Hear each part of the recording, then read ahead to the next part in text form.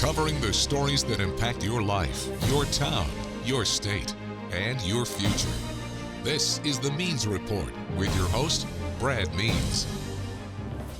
Hello, everybody, and welcome once again to the Means Report. We always appreciate you spending part of your day with us, where today we are focusing on the newcomers that you, Augusta voters, sent to the Augusta Commission in the recent primary. We will talk to Tina Slendak. We will talk to Don Clark. We will look at their plans for Augusta. And as always, we'll wrap up this edition of the Means Report with ways that you can help us get more great guests. It is easy to stay in touch, but the beginning of this broadcast includes a very special welcome to Tina Slendak. She is the Commissioner-elect for Augusta's District 7. Tina, congratulations on your win and welcome to the Means Report. Well, thank you. It's really nice to be here. Yeah, it's nice for me to have you, get to know you, let the viewers get to know you, because now you have to just kind of chill for several months, don't you? Right, yeah, till January. Till January. All right, so first of all, I don't know about how others feel, but when someone says a district name, it's difficult for me to picture that part of town. Am I correct in assuming that District 7 is pretty much National Hills? Well, it's a lot more than National Hills, yes. It begins at Lake Olmsted and goes basically up Washington Road to the Columbia County line. Oh, wow. So it's both sides of Washington Road, and then down to Walton Way Extension, and Wheeler Road is part of it also. Okay. Down Wheeler Road is part of it. Yeah, so a decent section of Richmond County. Yeah, it's a lot bigger than, it's not just National Hills, it's big section to me. Well, no, it is. And thanks for that. I mean, it's a lot more than National Hills. I appreciate you schooling me on that, and I appreciate you telling me what in the world you ran. What motivated you to leave your quiet life in the private sector and do this? Well, I have been, I've done social media, Augusta Political Watch, for about 8 years, and I'm very involved in my neighborhood association. I have been for over 20 years. But I kind of always wanted to do it, but I worked full time, and I knew I could not do a good job at either job if I tried to do them at the same time. So I had decided last year that I was going to retire from my current job at the architectural firm, and I don't know, it just kind of worked out, you know, with Sean being term limited. And then all of a sudden I said, you know, this is kind of just the right time to, you know, I won't have my regular office manager job, and it'll give me a chance to just jump in to something I've kind of always wanted to do. So. Yeah, I wanted to talk about some of the issues that are important to you. I saw you on the news the other night, and you talked about the state of our swimming pools. How did that come into your mind, that our pools need attention? I know, it's crazy. Well, I've been on the board at National Hills Pool for 30 years because that's our neighborhood pool. And we have so many people coming up, and a lot of people just think it's just a public pool. And of course, most of the neighborhood pools are not. But you feel really bad that, you know, there's so many people that want to swim, and our county has some pools, and they're very nice pools, but they're never open. They're open a couple of hours, a couple of days a week. And in the summertime, that's just not enough. That doesn't seem right. No, and I know they say they have staffing problems with lifeguarding, which I know is a big deal. But those pools are full of water and chemistry, and the pumps are running whether somebody's swimming or not. So they're being maintained. They're just not actually being able to be swum in by the kids. And I'm really hoping maybe we can form some kind of a program with the rec department to train some kids to be lifeguards. It was done in the past, a good while ago. That way kids would have a summer job, and these facilities would be able to be used, because it costs too much to run them not to be. What about our rec department? And we could spend the rest of the show talking about this, but how's the state of affairs over there? It looks like we're about to have an audit of it. Should we? And can we get things right again? I think so. I think so. I think we went way too many years with a director that I don't think personally was performing where he needed to be. And and the more I talk to people now, you know, they'll talk about a park or something like that, and we called, we got no answers, and that's just not acceptable. So and yeah, the money needs to be looked at for sure, not only in the rec department, but as far as I'm concerned, citywide. So we've got to get this audit for the rec department, though.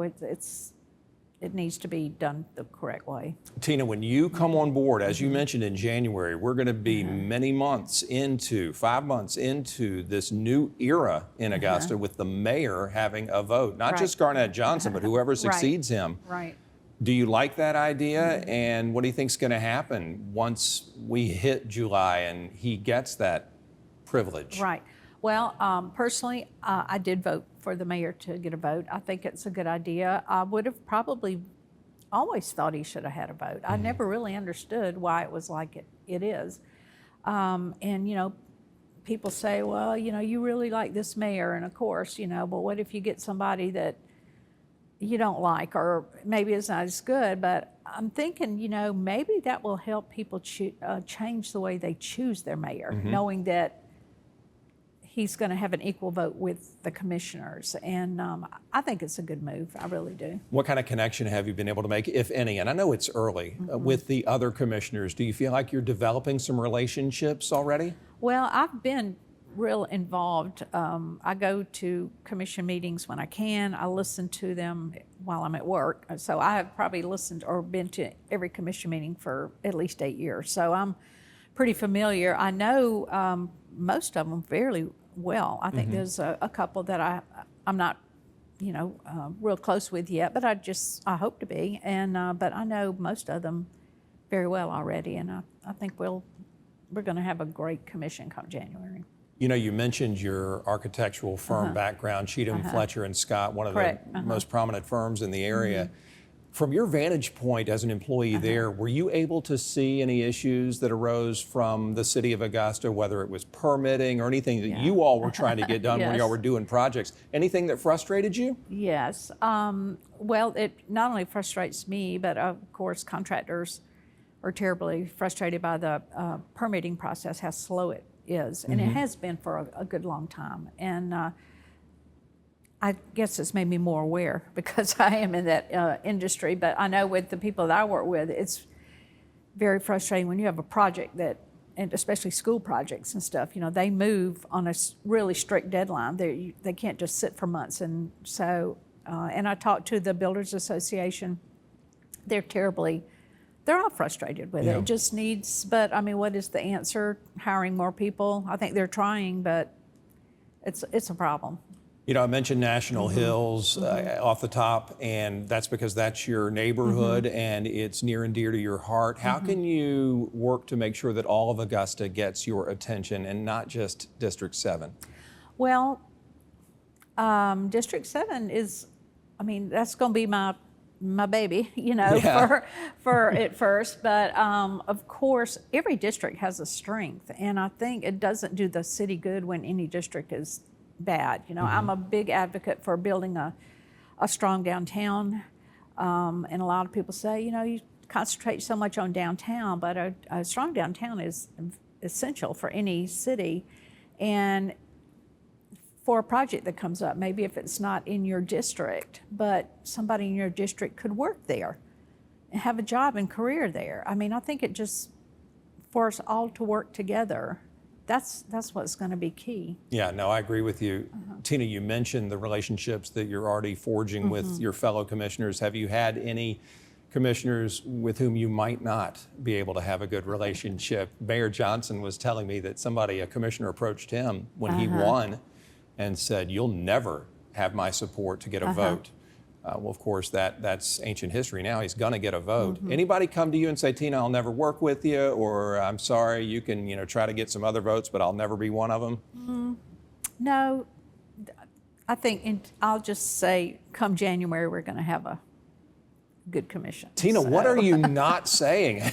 Has someone been mean to you already? No, they really have not been mean to me. But I mean, I think we're going to have a great commission. All right, we're going to have a great commission. It at that. What's it look like? New buildings, a better river walk, a cleaner town? What's it going to look like?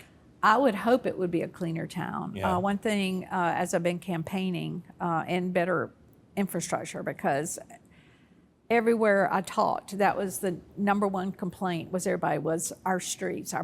potholes, streets, Yeah. and then just areas just overgrown with vegetation. And I've been to commission meetings and watched them, and they've had different department heads there, and they're talking about, well, why isn't this getting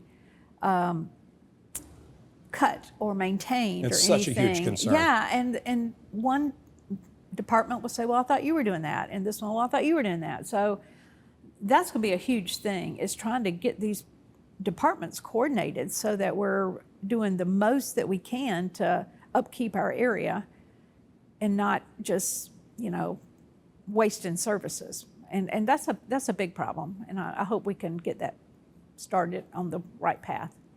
Couple more questions. Sure. We're going to have 40% women on the commission come January. Yeah. How do you feel about being a member of that history-making panel? Well, I mean, I guess it's pretty cool. I mean, I didn't really run on, being the first woman commissioner or anything Sure. like that. Catherine and I have a good relationship already. I don't know Stacy Pulliam very well.